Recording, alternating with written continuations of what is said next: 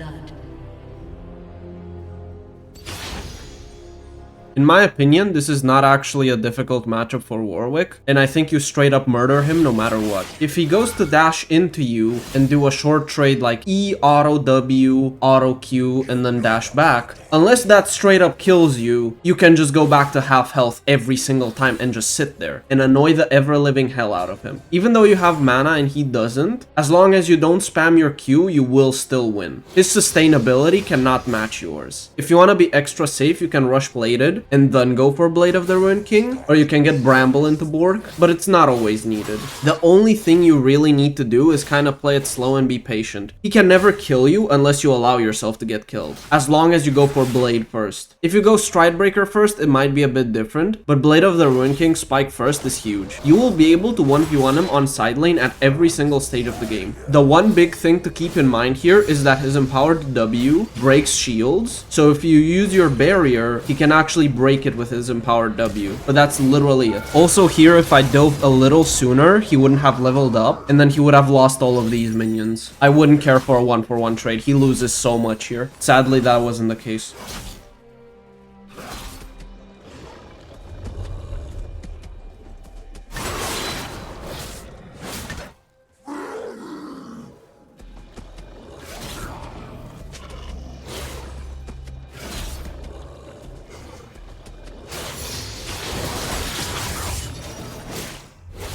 He actually doesn't stay here, so I don't get the dive off. However, this is perfectly fine with me. He loses a ton of minions for this, so the kill he got is essentially nullified completely. Not like it mattered anyway. He would basically need like 5-6 kills before my first item to ever stand a chance.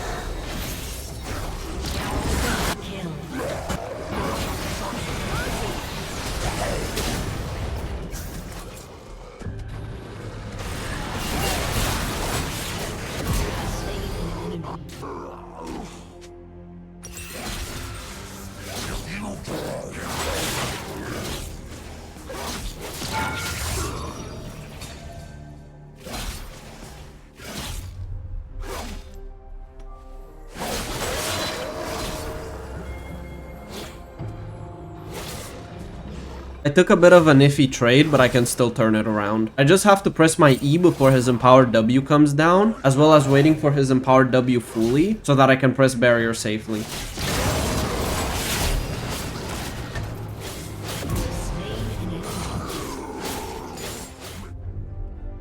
Now I am so ridiculously strong that I can straight up hyperzone him from XP. If he ever uses his dash, I can straight up ult his head and he dies from full HP.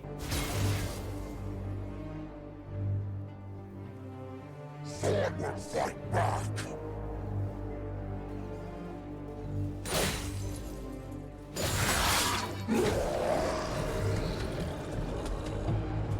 I can't do it right now because he's too close to the turret, so I start walking back, and then the second I'm comfortable I can kill him before he gets back to the turret, I ult.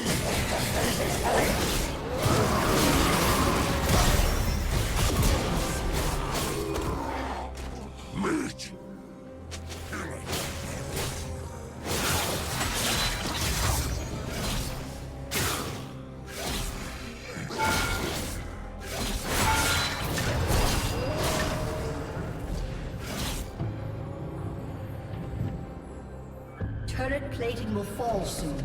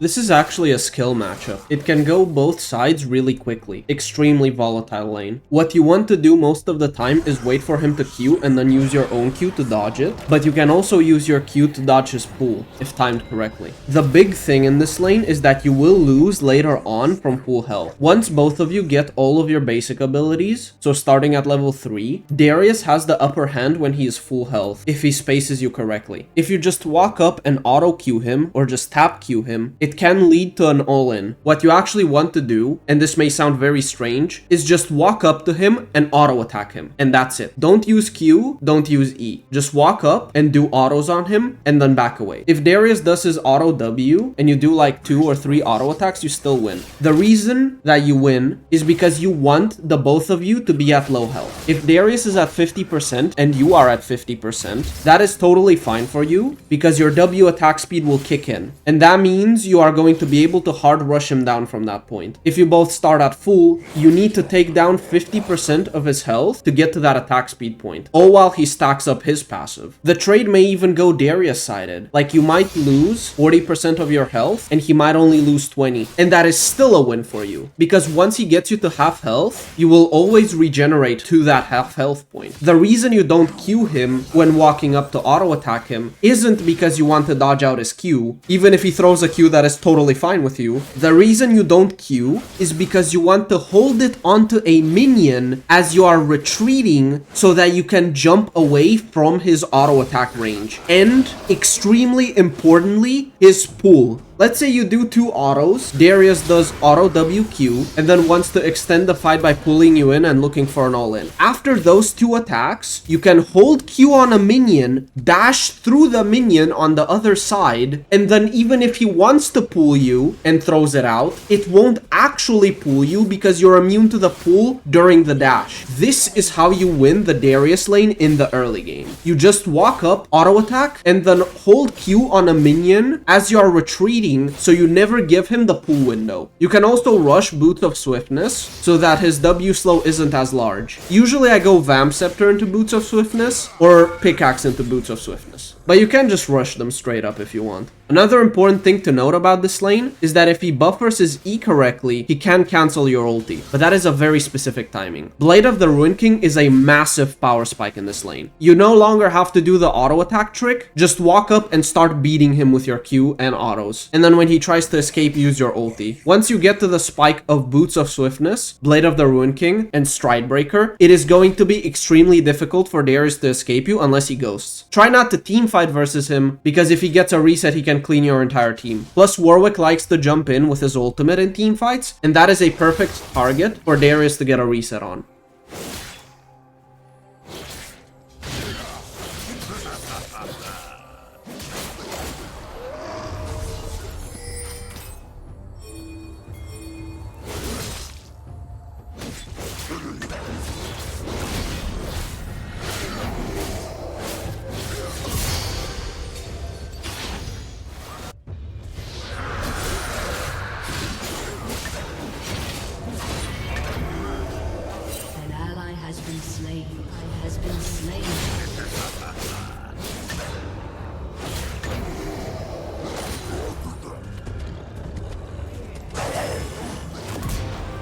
Rampage.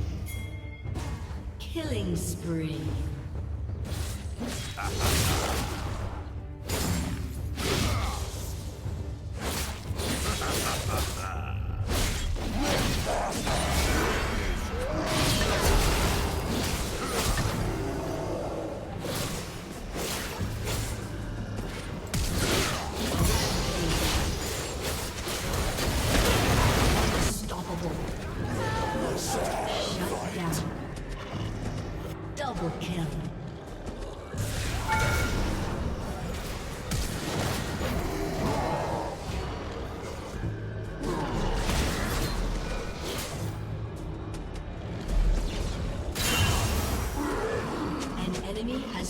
slain. With how large my lead is right now, the lane is essentially over.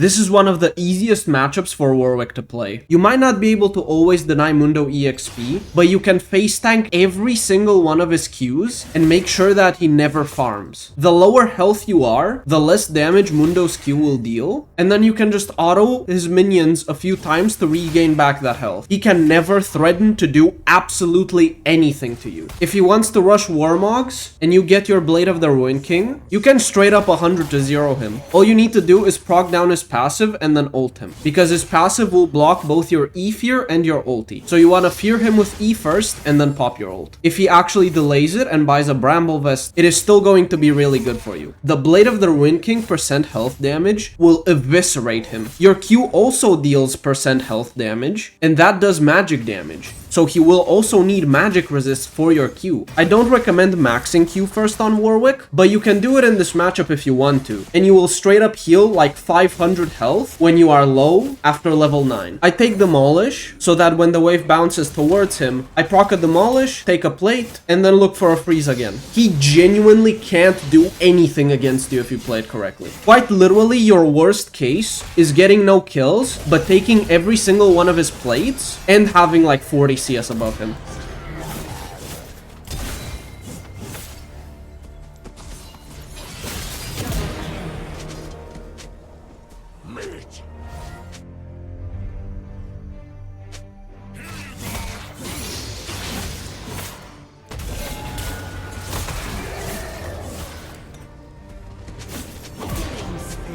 Now I can just hold a freeze here and never let him farm. Anytime he walks up, he dies. I'm not gonna show every single kill I get on him though, just a few.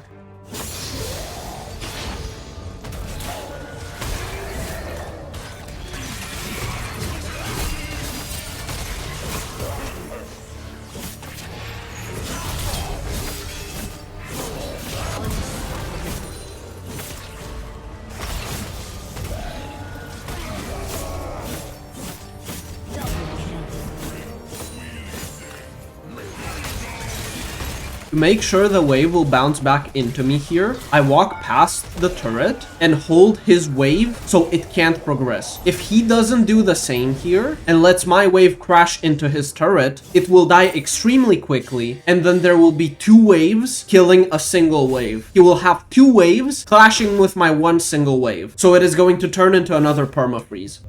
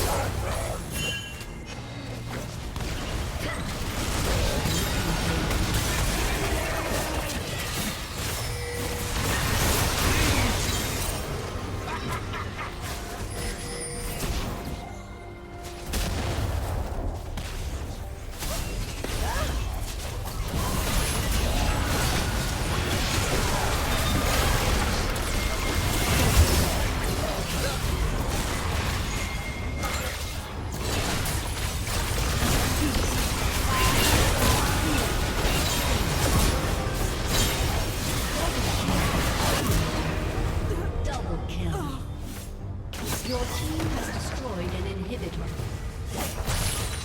Your team has destroyed an inhibitor.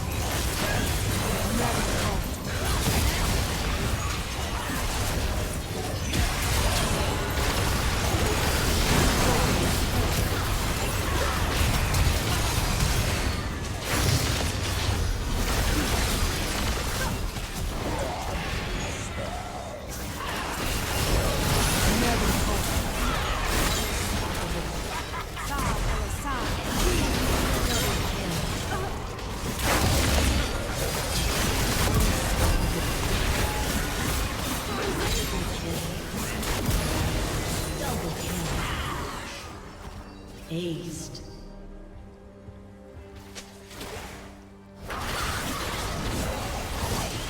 Thank you guys for joining me in this video. I hope you found the information useful, and I will see you in the next video, hopefully very soon.